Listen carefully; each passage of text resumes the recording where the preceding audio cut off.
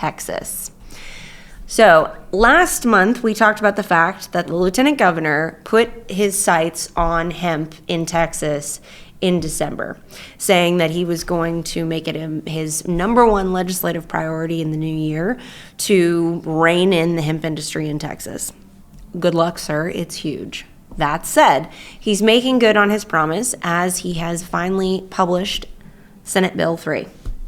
So Senate Bill 3 proposes a complete ban on all products containing THC in the state of Texas. That's the sort of banner that's best to be understood. Other things come into play, such as no sales of any type of hemp product to anyone under 21. There's some proposed criminal penalties for selling products that are prohibited under the act. In general, what it does is it takes the definition of cannabis in Texas and broadens it significantly to include hemp in almost any form.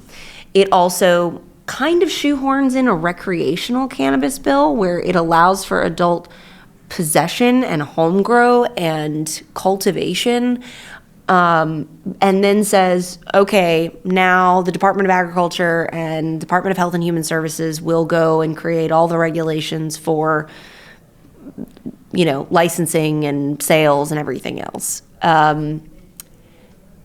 Honestly, it's a bit of a mess. It's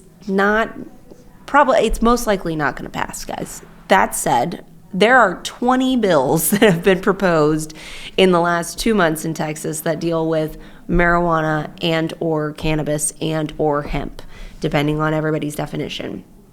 So this is going to be a year where something's probably going to change in Texas for the hemp industry and or the regulated cannabis industry.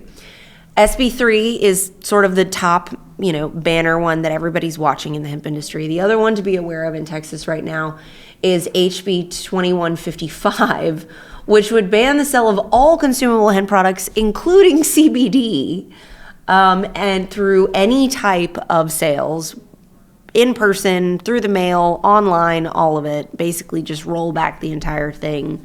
Again, very unlikely that is going to pass, and if it does pass, that it will most likely be challenged in court, and so I don't really see this being the end of the line for Texas hemp, but it's definitely a year to watch to see how all these bills are going to play out and where we're going to end up in 2026.